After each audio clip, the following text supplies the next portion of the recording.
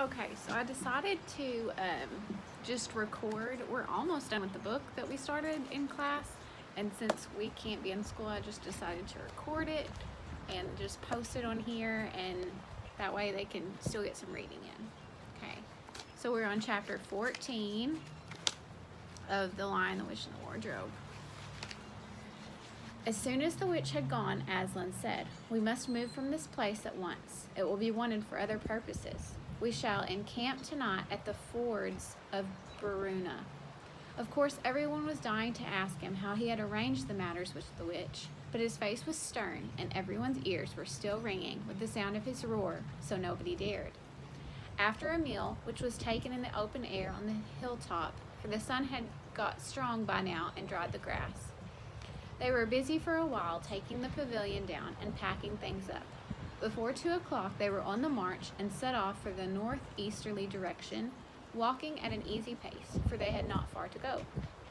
During the first part of the journey, Aslan explained to Peter his plan of campaign. As soon as she has finished her business in these parts," he said, "the witch and her crew will almost certainly fall back to the house and prepare for a siege. You may or may not be able to cut her off and prevent her from reaching it." He then went on to outline 2 plans of battle, one for fighting the witch and her people in the wood, and another for assaulting her castle. And all the time he was advising Peter how to conduct the operations, saying things like, "You must put the centaurs in such a place," or "You must post scouts to see that she doesn't do so-and-so," till at last Peter said, "But you'll be there yourself, Aslan." "I can give you no promise of that," answered the lion, and he continued giving his instruction to Peter. For the last part of the journey, it was Susan and Lucy who saw most of him. He did not talk very much and seemed to them to be sad. It was still afternoon when they came down to the place where the river valley widened out and the river was broad and shallow. This was the fords of Bruna, and Aslan gave orders to halt on this side of the water. But Peter said, "Wouldn't it be better to camp on the far side, for fear she should try a night attack or anything?" Aslan, who seemed to have been thinking about something else, roused himself with a shake of his magnificent mane and said, "What's that?" So Peter said it over again. "No," Aslan said in a dull voice. "No, she will not make an attack tonight." And then he sighed deeply, but presently he added, "All the same, it was well thought of.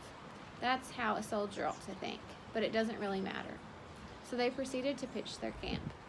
Aslan's mood affected everyone that evening. Peter was feeling uncomfortable too at the idea of fighting the battle on his own. The news that Aslan might not be there had come as a great shock to him. Supper that evening was a quiet meal. Everyone felt how different it had been last night or even that morning. It was as if the good times, having just begun, were already drawing to an end. The feeling affected Susan so much she couldn't sleep when she went to bed.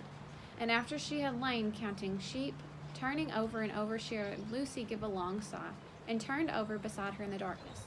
"Can't you get to sleep either?" said Susan. "No, I thought you were asleep." "I say, Susan," said Lucy. "What?" "I have a most horrible feeling as if something's hanging over us." "Have you? Because, as a matter of fact, so have I." "Something about Aslan," Lucy said. "Either some dreadful thing is going to happen to him or something dreadful he's going to do. There's been something wrong with him all afternoon. Lucy, what was that he said about not being with us at the battle?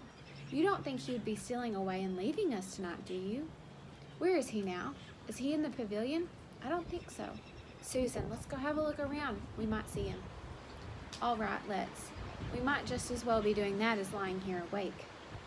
And very quietly the 2 girls groped their way among the other sleepers and crept out of the tent. The moonlight was bright, and everything was quiet still except for the noise of the river.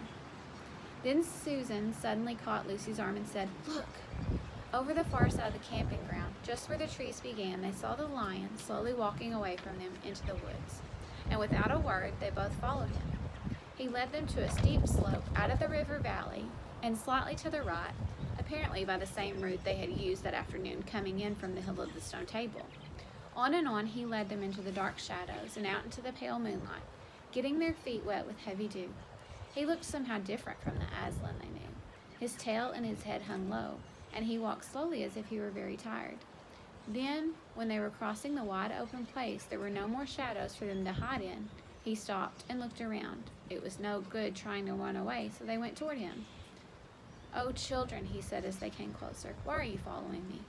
"We couldn't sleep," said Lucy, and then felt sure that she needed to say more. "Please, can we come with you wherever you're going?" said Susan. "Well, I should be glad of company tonight. Yes, you may come if you promise to stop when I tell you. And after I tell you to stop, you have to leave me alone." "Thank you," they said. "We will." Forward they went, one girl on each side of the lion. But how slowly he walked. His great royal head drooped and his nose nearly touched the grass. He stumbled and gave a low moan. "Aslan, what's wrong? Can't you tell us?" "Are you ill?" said Susan. "No, just sad and lonely. Lay your hands on my mane so I may feel that you are there, and let us walk like that." So the girls did what they would never have dared to do without his permission, but what they had longed to do ever since they first met him. They buried their cold hands in the beautiful sea of fur and stroked it. So doing, walked with him, and presently they saw they were going with him to the slope of the hill on which the stone table stood. They went up the side where the trees came furthest up, and they got to the last tree. It was one that had bushes about it, and Aslan stopped and said, "Oh, children, you must stop here. Whatever happens, do not let yourselves be seen. Farewell." So both the girls cried bitterly, though they hardly knew why, and clung to the lion and kissed his mane, and his nose and his paws and his great sad eyes. And then he turned from them and walked out to the top of the hill, and Lucy and Susan, crouching in the bushes, looked after him. And this is what they saw. A great crowd of people standing around the stone table, and though the moon was shining, many of them carried torches that burned with evil-looking red flames and black smoke. But such people, ogres with monstrous teeth, and wolves and bull-headed men, spirits of the evil trees and poisonous plants, and other creatures, whom I won't describe, because if I did, the grown-ups would probably not let you read this book. Cruels and hags and incubuses, wraiths, horrors, sprites, orkneys, wooses, and etnins. In fact, here are all those things from the witch's side, and whom the wolf had summoned at her command. And in the middle, standing by the table, was the witch herself. A howl and a gibber of dismay went up from the creatures when they saw the lion pacing towards them, and for a moment the witch herself seemed to be struck with fear. Then she recovered and gave a wild, fierce laugh. "The fool has come," she cried. "The fool! Bind him fast." Lucy and Susan held their breaths, waiting for Aslan's roar as he sprang to his enemies, but that never came. 4 hags, grinning and leering, yet also at first hanging back and half afraid, approached him. "Bind him, I say," said the witch. The hags made a dart at him and shrieked with triumph when they found that he made no resistance. Then others, the evil dwarfs and the apes, rushed into them, and between them rolled the huge lion over on his back and tied his 4 paws together, shouting and cheering as if they had done something brave. Though the lion had chosen one of the paws, could have been the death of them all, if he had chose. But he made no noise, even when the enemies, straining and tugging, pulled the cords so tight they cut into his flesh. Then they began to drag him to the stone table. "Stop! Let him first be shaved." Another roar of laughter went up from the followers as an ogre with a pair of shears came forward and squatted down by Aslan's head. Snip, snip, snip went the shears, and the masses of curling gold mane began to fall to the ground. Then the ogre stood back, and the children, watching from the hiding place, could see the face of Aslan, looking small and different without its mane. The enemies also saw the difference. "He's only a great cat after all," cried one. "Is that what we're afraid of?" said another. And they surged around Aslan, jeering at him, saying things like, "Poor kitty, how many mice have you caught today, cat? Would you like a saucer of milk?" "Oh, how can they?" said Lucy. "The brutes," they said. For now the first shock was over the shorn face of Aslan, and he looked braver and more beautiful, and more patient than ever. "Muzzle him," said the witch. And even now, as they worked about his face, putting on the muzzle, one bite from his jaws would have cost 2 or 3 of them their hands. But he never moved, and this seemed to enrage all the rabble. Everyone was at him now. Those who had been afraid to come near after he was bound began to find their courage. In a few minutes, the two girls could not even see him. He was so thickly surrounded by the crowd of creatures, kicking him, hitting him, spitting on him, and jeering. At last, the rabble had had enough of this. They began to drag the bound muzzle lion to the stone table, some pulling, some pushing. He was so huge that when they got him there, it took all their effort to hoist him onto the surface. There was no more tying and tightening of cords. "The cowards," said Susan. "They're still afraid of him even now." When once Aslan had been tied, and tied so that he was really a mass of cords, on the flat stone a hush fell on the crowd. 4 hags holding 4 torches stood at the corners of the table. The witch bared her arms as she had bared them previously the night before, when it had been Edmund instead of Aslan. Then she began to whet her knife.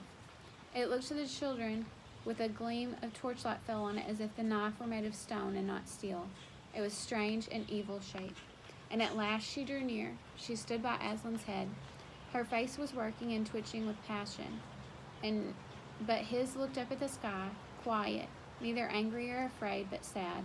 And then just before she gave the blow, she stooped down and in a quivering, quiet voice, "Who has won now? Do you think by all this you would save that human traitor? I will kill you instead of him, as our pact was, and so the deep magic will be appeased. But when you are dead, what will prevent me from killing him as well? And who will take out of my hand then? And understand that you have given me Narnia forever. You have lost your life, and you have not saved his. In that knowledge, despair, die," she said. The children did not see this actual moment of killing because they could not bear to look and covered their eyes. Okay, we had previously talked in class about the similarities between this book and the representation of the lion being like Christ and the white witch being like the devil, and how Edmund had made the poor choice, but then he came back. And so what does this chapter remind you of in the Bible? That's what I want to know.